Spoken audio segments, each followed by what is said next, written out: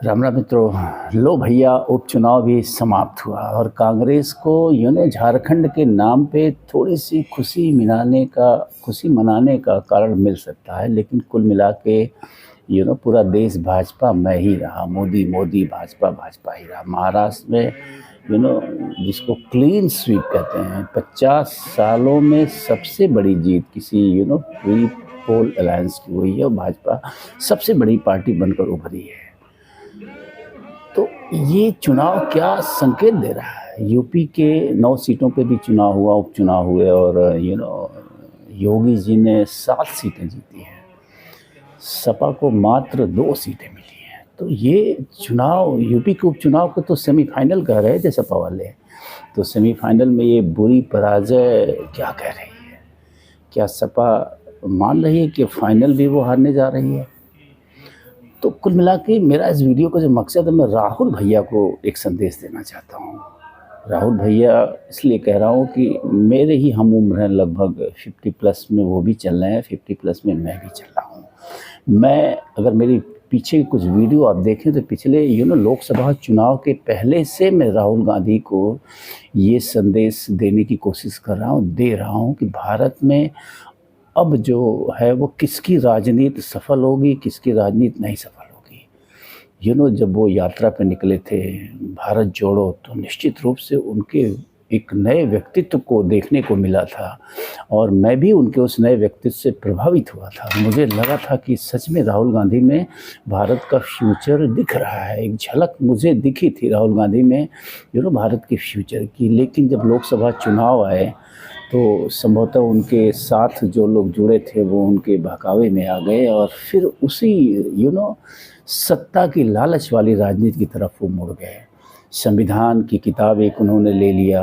UP विधानसभा चुनाव में आपने देखा होगा, उसके नाम पे वो आंशिक रूप से बहकाने में भी सफल रहे एक वर्ग विशेष को, और उसी का परिणाम रहा कि सपा और कांग्रेस ने ठीक ठाक सीटें जीत ली उत्तर प्रदेश में और भाजपा को बड़ा नुकसान उठाना पड़ा। और नुकसान इतना उठाना पड़ा कि केंद्र की उसकी सरकार, बहुमत की सरकार न रह के बैसाखी वाली सरकार हो गई।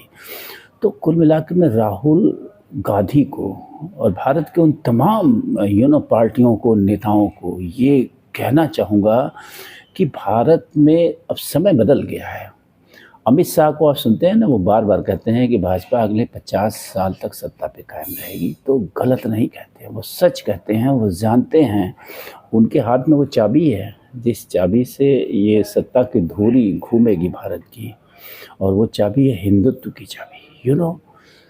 ये जो गोल टोपी पहन के हिंदू नेता वोट मांगते हैं, भाई गुडनेस, ये वही आस्तीन के सांप हैं जो अफ़गानिस्तान में पैदा हुए तो अफ़गानिस्तान भारत के हाथ से चला गया। पाकिस्तान, बांग्लादेश में पैदा हुए तो ये देश जो है भारत के हाथ से चलेगा। और अन्य जो भी राष्ट्र, जो हिंदू राष्ट्र थे कभी आज के 100, 200, 300, 400 साल पहले, वो सारे के सारे अगर आज इस्लामिक कंट्री हैं तो वो सिर्फ और सिर्फ इन्हीं आस्तीन के सांपों को, ये आस्तीन के सांप ही हैं। इस गोल टोपी पहन के हिंदुओं से वोट मांगते हैं और एक तरफ उन्होंने कुछ जाति के नाम पे या अन्य कारणों से कुछ वोट जोड़ रखे हैं और उसके नाम पे वो राजनीति करते हैं। तो ऐसे लोगों से देश को सावधान रहना चाहिए। मुझे लगता है कि महाराष्ट्र की जनता ने इस सच को समझा है, बड़ी बखूबी समझा है, क्योंकि महाराष्ट्र की ये जो भाजपा की विराट जीत है ये बता रही है कि वहाँ के हिंदुओं ने इस तथ्य को समझा है कि अगर गोल टोपी वालों के बहकावे में हम आए, इन आस्तीन के सांपों के बहकावे में हम आए, तो ये जो शेष हिंदुस्तान, एक टुकड़ा मात्र बचा है हिंदुओं के हिस्से में, वो भी उनके हाथ से चला जाएगा। तो कुल मिला के राहुल गांधी को मेरा यही संदेश है कि ये घटिया राजनीति छोड़ें। जब तक वो इस लालच में पड़े रहेंगे, ये मोहब्बत की दुकान, कैसी मोहब्बत की दुकान की राहुल गांधी बात करते हैं, मैं नहीं समझता हूँ। एक वर्ग है जो मान के बैठा हुआ है कि वो सर्वश्रेष्ठ है, सिर्फ वही सही है, बाकी सब गलत हैं। उससे कैसी मोहब्बत की दुकान? वो मानता है कि सत्य तक पहुँचने का, ईश्वर तक पहुँचने का वही एक रास्ता सही है जो उसकी किताब में लिखा है।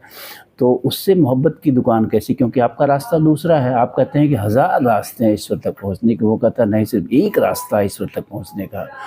तो उससे कैसी टैली न कभी हुई है, इतिहास गवाह है, न कभी हुई है, न कभी होने वाली है। आस्तीन के सांपों की तुलना में करूँगा। आप जानते हैं पूजा भाई ठक्कर गुजरात के एक बड़े व्यापारी थे। पूजा भाई ठक्कर के पोते जिन्ना भाई वो आस्तीन के सांप ही इन्हें आप कह सकते हैं। उन्होंने एक पाकिस्तान बांग्लादेश बना दिया अपनी सत्ता की लालच में ही संभवतः है। तो कुल मिला के ये संदेश राहुल गांधी के लिए तो स्पेशली है, साथ ही साथ अन्य सभी उन राजनीतिक दलों के लिए जो गोल टोपी बेहिचक पहनकर वोट मांगते हैं हिंदुओं से कि आपकी राजनीति नहीं सफल होने जा रही है।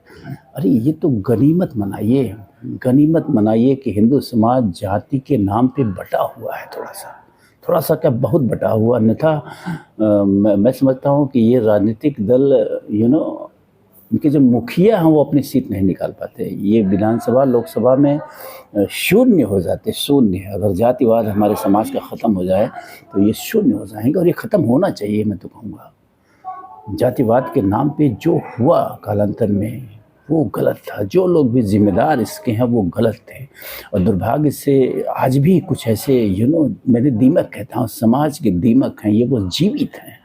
इन दीमकों को ख़त्म करने की ज़रूरत है, और जाति के नाम पे जो ऊंच नीच भेदभाव की भावना उसे समाप्त करने की ज़रूरत है। अगर हिंदू चाहते हैं कि कम से कम भारत में वो सुरक्षित रहे, अन्यथा आप असुरक्षित हैं। जहाँ कहीं भी इस्लामीकरण हुआ है आप देख लीजिए। ये अफ़गानिस्तान की एक पिक्चर देखिए, कुछ दशकों पहले की है। ऐसा था बना अपना अफ़गानिस्तान, जब वहाँ हिंदू बाहुल्य थे, जब वहाँ हिंदुओं का राज्य था, सिखों का राज्य था, तो ऐसा था अफ़गानिस्तान। अब वो अफ़गानिस्तान इस्लाम के चलते ऐसा हो गया है। तो हिंदू अगर अपनी संस्कृति से ज़रा सा भी मोहब्बत करते हैं, वो चाहते हैं कि जिस सभ्यता और संस्कृति में वो पले बढ़े हैं उसी संस्कृति में उनके बच्चे भी पले बढ़े हैं, तो मैं निश्चित रूप से सचेत करूंगा संपूर्ण हिंदू समाज के, भारत के, कि आप जागृत रहिए, जगे रहिए। ये गोल टोपी पहन के राजनीति करने वालों को कतई वोट मत दीजिए, कतई किसी को वोट दे दीजिए। मैं कहूँगा एक मूर्ख को आप वोट दे दीजिए, लेकिन गोल टोपी पहन के राजनीति करने वालों को कतई वोट मत दीजिए। अगर आप मेरी वीडियो देखेंगे तो मैं लगातार ये बातें कहता रहा हूँ, क्योंकि इनके अंदर मुझे आस्तीन का सांप दिखता है। ये हिंदुस्तान को एक तो पाकिस्तान बना है, कोई और तान बना सकते हैं। ये ऐसे जैसे इन जैसे नेता ही उसके जिम्मेदार होंगे। ये अपनी सत्ता की भूख के लिए, अपनी कुर्सी के लालच लोभ के लिए, ये एक शेष टुकड़ा जो अभी बचा है, इतने बड़े विराट अखंड भारत का एकमात्र टुकड़ा आपके हाथ में है अभी, और एक एक करके अगर आप ईमानदारी से देखिए तो एक एक करके प्रांत खिसक रहे हैं आपके हाथ से। कश्मीर निकल गया आपके हाथ से। शुद्ध हिंदू प्रदेश था, शुद्ध हिंदू लैंड था, वहाँ से हिंदुओं को खदेड़ दिया गया और हम तमाशा देखते रह गए सिर्फ। तो ऐसा ना हो कि आप अपने प्रांतों से भी इस तरह से खदेड़े जाएं, मजबूर किया जाए आपको अपनी सभ्यता और संस्कृति छोड़ने के लिए। तो आप जगे रहिए और राजनीति में सक्रियता से भाग लीजिए, और कतई इन नापाक इरादा रखने वाले आस्तीन के सांपों, गोल टोपी पहन के वोट मांगने वालों को कतई वोट मत करिए। Don't consider them at all. ये आस्तीन के सांप हैं, ये अपनी कुर्सी की भूख के लिए पूरे देश को दाव पे लगाने के लिए तैयार बैठे हुए हैं। लगा देंगे अगर आप जाति के नाम पे बटे रहे और इनका समर्थन करते रहे, तो ये बर्बाद कर देंगे देश को। तो धन्यवाद देना चाहूँगा मैं भाजपा को भी धन्यवाद देना चाहूँगा। वो राजनीतिक दल है, भाजपा में ढेर सारी कमियां भी हैं, मैं लगातार उनकी आलोचना भी करता रहता हूँ। कभी भी आप नहीं देखेंगे कि मैं कहीं भी उनको कोई वो लेवरेज देता हूँ। जहाँ कहीं भी मुझे गलत देखता है कि मोदी जी गलत हैं, भाजपा की ये नीति गलत है, मैं उसका लगातार विरोध करता रहता हूँ। लेकिन मैं भाजपा को धन्यवाद भी दूँगा कि भाजपा कम से कम जागृति फैला रही है कि एक हिंदू राष्ट्र तो बना रहे, हमारी सभ्यता संस्कृति तो बची रहे। महाराष्ट्र की जनता को ढेरों धन्यवाद दूंगा कि उसने इन आस्तीन के सांपों के सच को समझा कि ये कुर्सी के लिए सिर्फ बरगला रहे हैं। संविधान खतरे में है, ये खतरे में है, वो खतरे में है, जाति जनगणना कराएंगे। यानी ये बढ़ावा देना चाहते हैं। ये जानते हैं कि मेरिट पे ये चुनाव नहीं जीत पाएंगे, तो ये डीमेरिट का काम करते हैं कि लोगों को जातियों में बांटे रहो, संविधान के नाम पे डराए रहो। अरे संविधान क्यों नहीं बदल सकता है भाई? संविधान में बदलाव क्यों नहीं हो सकता है? संविधान से हम नहीं है, हमसे संविधान है। संविधान समाज को संचालित करने के लिए बना है। कई दशकों पहले लिखा गया था, उस समय की परिस्थितियाँ कुछ और थी, आज की परिस्थितियाँ कुछ और हैं। तो संविधान तो परिवर्तनशील होना ही चाहिए। संविधान में तो हर वर्ष दर वर्ष संशोधन होते रहने चाहिए, जैसी समाज की आवश्यकताएं बदलती जा रही हैं।